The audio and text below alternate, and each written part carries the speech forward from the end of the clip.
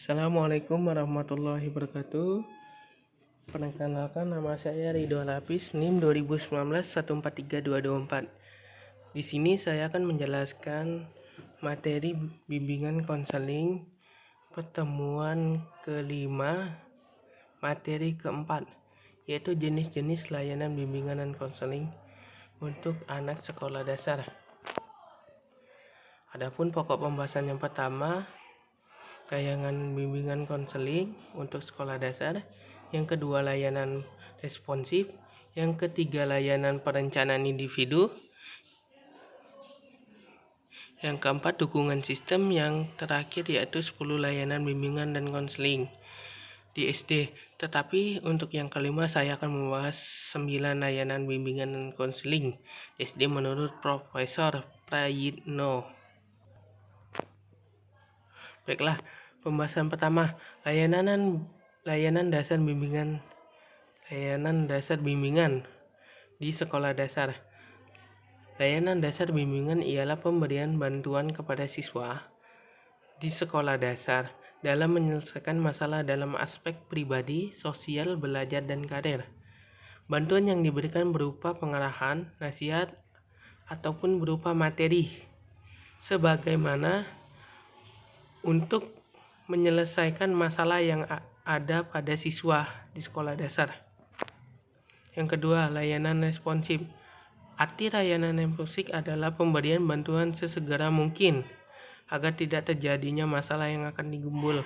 Maksudnya, pemberian layanan ataupun pemberian bantuan yang sesegera mungkin.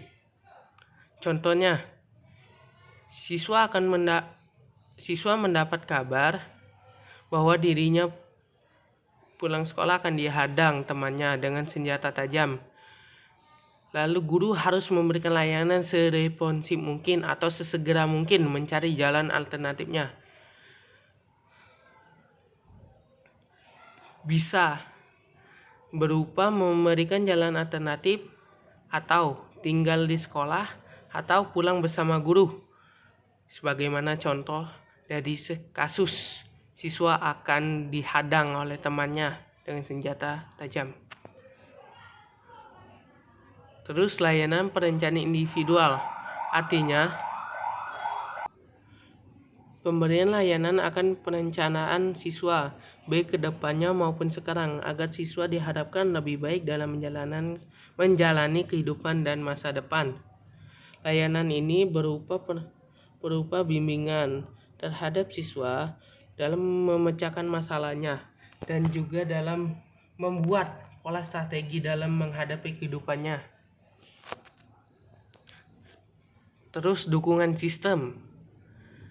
Untuk dukungan sistem yaitu bimbingan untuk memberikan ataupun menyalurkan ataupun meminjamkan teknologi IT.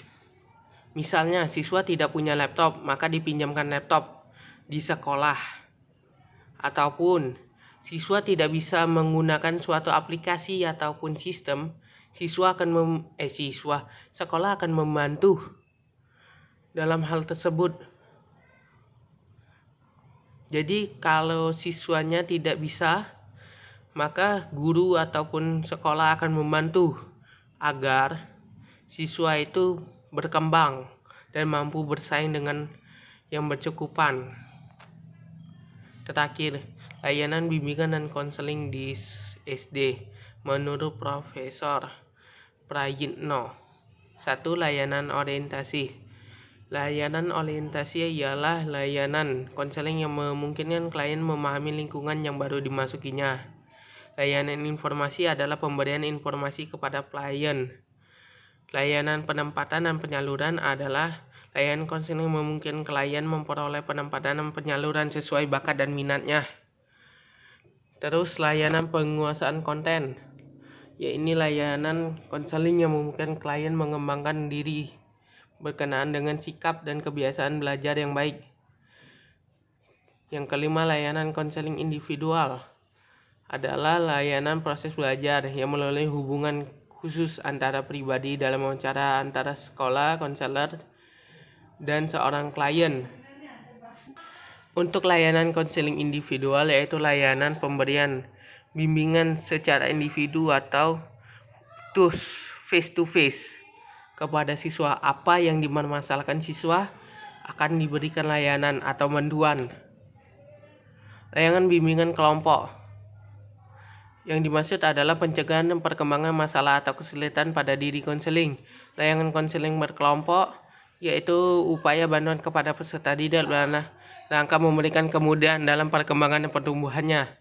Yang ke-8, layanan mediasi yaitu layanan konseling yang memungkinkan permasalahan atau perselisihan yang dialami klien dengan pihak lain dapat diterataskan dengan konselor sebagai mediator. Jadi di sini untuk layanan mediasi, konselor itu sebagai mediator ataupun penengah. Yang terakhir, layanan konsultasi adalah sebagai suatu proses penyediaan bantuan teknis untuk konselor, orang tua, administrasi, dan konselor lainnya dalam mengidentifikasi dan memperbaiki masalah yang membatasi aktivitas peserta didik ataupun sekolah. Mungkin itu saja penyampaian saya. Kurang dan lebih saya mohon maaf. Kepada Allah saya mohon ampun. Wassalamualaikum warahmatullahi wabarakatuh.